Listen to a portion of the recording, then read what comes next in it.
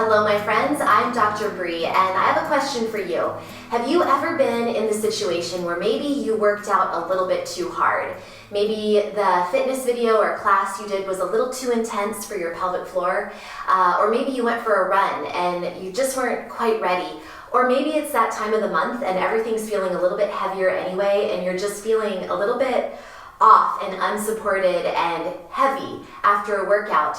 If you have ever had that, then I want to show you a few simple moves that may really help you feel better and more lifted and more supported after you do them. So let's go ahead and do these moves right now. Join me on the ground.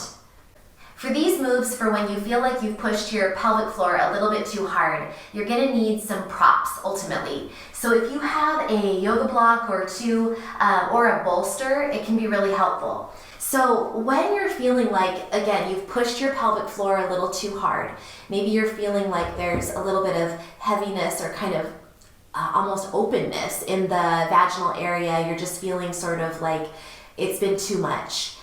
First of all, talk to your doctor, talk to your physical therapist if you have, medical concerns, but this is more just symptomatic relief.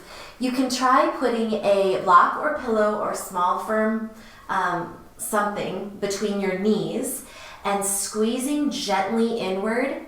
And while you squeeze, that activates your inner thigh muscles and also activates your pelvic floor. So it's gentle. We don't want to overdo anything. You already overdid a little bit. It's great just to lie down. That in itself can be helpful.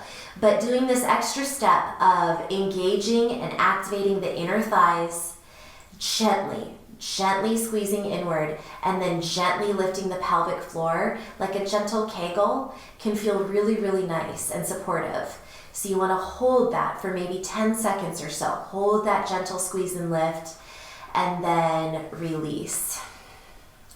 So like I said, these first couple moves are a little more active, but they're going to help kind of activate the pelvic floor in this lying down position so you feel like you can gather everything back in and up again if you pushed yourself too hard and you were feeling kind of heavy.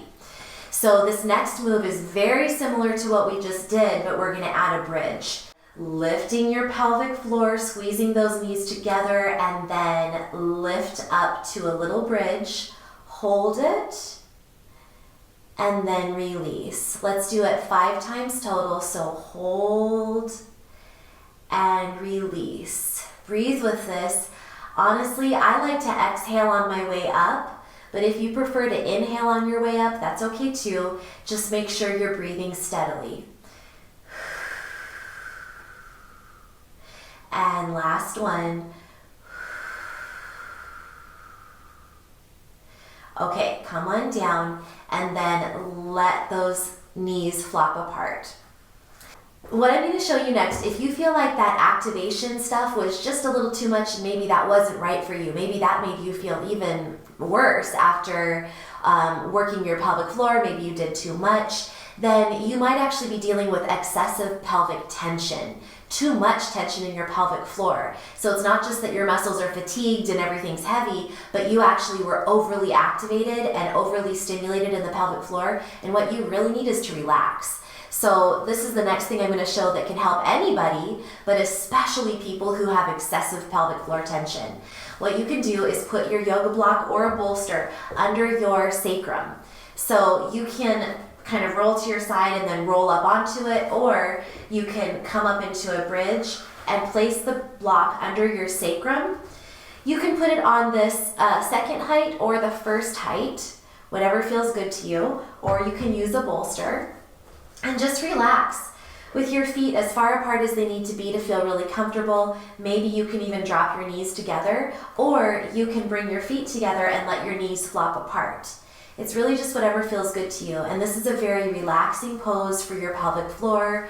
It's also good because if you do have prolapse, where your pelvic organs are hanging a little low, then this kind of allows everything to be pulled back into place. So just breathe and relax. Again, your knees can be apart. Maybe if you have enough pillows and bolsters, you could put some pillows under each side of your knees to support them.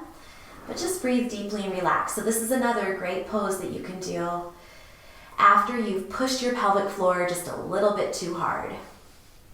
Like I said, this one's great for people with prolapse issues, but it's also really good for people with pelvic tension issues. And sometimes prolapse and pelvic tension can go hand in hand. So our last and final move that I want to show you is another one that's a little bit more activating, and that is my butterfly bridge. But I love the way it feels like it just pulls everything back into place. So if you don't like butterfly bridge, then you can choose one of the other moves I just showed you. But here's how butterfly bridge looks. You're going to let your knees flop apart, and then you're going to bring your knees together as you exhale. So knees flop apart, and then exhale, knees come together. As you exhale your knees together, you feel your inner thighs activate and your pelvic floor lift. You're also exhaling. So inhale, and then exhale, knees come together, inner thighs activate, pelvic floor lifts. If you have the hang of that, you can add in the next step, which is hands down. You're going to lift your bum as you exhale, bring the knees together. So inhale, butt lowers, exhale, inner thighs activate, pelvic floor lifts, and butt squeezes as it lifts off the floor. So inhale and exhale. Inhale and exhale. One more time. Inhale and exhale. Feel that activation and release. Again, with that move, you just feel like everything is kind of gathering back up and coming back into place. And again, when you're in that elevated bridge position, your pelvic organs are coming back into their rightful place. So a really great one for if you do have prolapse. So release down, and if you want one more move, I do love just the basic Supta Baddha Konasana, which is the release of your inner thigh muscles without the block under your sacrum. So you can just rest like this. This one is a lovely one to put blocks under your knees. So you can just really let go and feel like you're releasing into the pose with no excess strain or pain or tension, just letting go. So breathe deeply and know that it's important that if you do push yourself too hard in any workout and your pelvic floor is having symptoms like too much pressure in your pelvic floor, you feel pressure, or you feel like you're having bladder leakage, or if you feel excessive tension, then that's a sign that you overdid it. So it's important to just take a step back on your next workout, take note of that. It doesn't mean you need to stop and never work out again, but it does mean you need to listen to your body. Take a step back, do these moves after your workout if you do it again, but maybe try to just do a little less on your next workout so you're not constantly overdoing. That constant overdoing can put too much strain and pressure on your pelvic floor, and this is all about learning how to listen to and respect your body and your needs and where you're at right now on your pelvic floor and pelvic health journey.